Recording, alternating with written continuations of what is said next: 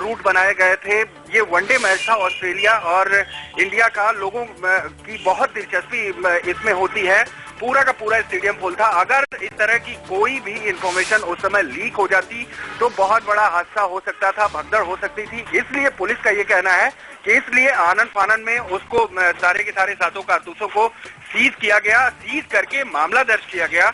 अब आज जो है वो खबर लीक हुई है और ये बताया जा रहा है कि अज्ञात लोगों के खिलाफ पुलिस ने मामला दर्ज कर लिया है। जी बेशक शिवेंद्र, आज ये खबर लीक हुई है, लेकिन क्या अभी तक की छानबीन में पुलिस के हाथ कुछ जानकारी लग पाई कि आखिरकार ये कारतूस किसके थे और इस मामले से जुड़ी और कुछ दूसरी जानकारी कि कौन वो संगठन था या कौन वो लोग थे जिन्होंने ये साजिश रची और कहीं ना कहीं सनसनी फैलाने की कोशिश की?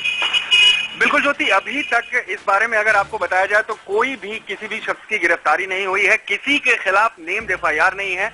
ये अज्ञात लोगों के खिलाफ मामला दर्ज किया गया है। अननोन पर्सन के खिलाफ जो है वो एफआईआर दर्ज की गई है 7 कारतूसों की। अभी तक कोई भी गिरफ्तारी नहीं हुई है। लेकिन ये बहुत बड़ा सवाल है यहाँ पे, जहाँ 50,000 लोग कम से कम आते हैं मैच देखने के लिए और पुलिस उसके लिए 5 दिन पहले से ही ट्रैफिक के नियम बनाने लगती है और इस तरीके की चीजें चारों तरफ इंटेलिजेंस एजेंसियों को सतर्क कर दिया जाता है। खिलाड़ी होते हैं दूसरे देश के, अपने देश के खिलाड़ी होते हैं, कई सारे वीवीआईपी लोग उसमें मैच देखने के लिए आते हैं। कैसे पहुंचा? हम वहां पे खुद पहुंचे थे मैच के दिन, हमने देखा बहुत ही टाइट सिक्योरिटी थी। अब ये जांच की जा रही है कि क्या ये पहले से कारतूस छिपा के रखे गए थे।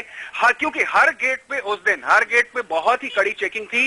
किसी को भी बिना पास के या किसी को भी बिना टिकट के अंदर नहीं दिया। जी शिवेंद्र, इसमें कोई दोहराए नहीं है कि सुरक्षा के बेहद पुख्ता इंतजाम किए गए थे। लेकिन एक चीज मुझे इस दौरान याद आ रही है, खबर हमने उस वक्त भी दी थी कि हमले की आशंका जताई गई थी, गड़बड़ी फैलाने की आशंका इस मैच के दौरान हुई थी, इस तरह की खबर उस समय आई थी। क्या उसी तरह की साजिश से जोड़कर देखा जा रहा है इन कारतूसों को भी या फिर नहीं?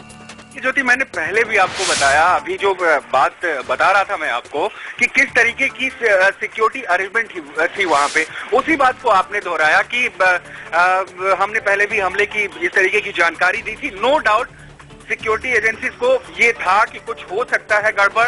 इसलिए अंदरूनी एक चीज बताऊं मैं आपको, इसलिए जो दिल्ली पुलिस थी उसने अपनी सिक्योरिटी जो है दिल्ली पुलिस के लोगों को देने के सिवा अपने हाथ खड़े कर दिए थे और इसका इंटरनल लेटर जो है वो बीसीसीआई के पास भेजा गया था। तो इस तरीके के सिक्योरिटी अरेंजमेंट किए गए थे। लेकिन ये बहुत बड़ा सवाल है कि आखिर वो कारतूस इतने सुरक्षा व्यवस्था के बाद अंदर कैसे पहुंच गए, और इसी बात की तफ्तीश जो है वो पुलिस कर रही है। क्योंकि स्टेडियम की मैच होने से पहले 3-4 दिन पहले ही तलाशी होती है, बार बार तलाशी होते रहती है। और सिर्फ थाने की नहीं, ये आईपी स्टेट थाना है, इंद्रप्रस्थ स्टेट थाना है, उसमें ये फिरोज शाह कोटला स्टेडियम आता है। और जी सिर्फ थाने की पुलिस नहीं, पूरे डिस्ट्रिक्ट की पुलिस, या यूं कहें कि पूरा का पूरा जो स्पेशल स्टाफ होता है अलग अलग, वो हर कोई इस मैच के लिए सतर्क था और हर कोई तलाशी ले रहा था। लेकिन कैसे, ये बहुत बड़ा पुलिस के सामने भी सवाल बना हुआ है। अब खबर आने के बाद ये तमाम सवाल अब खड़े हो गए हैं कि आखिरकार ये जिंदा कारतूस किसके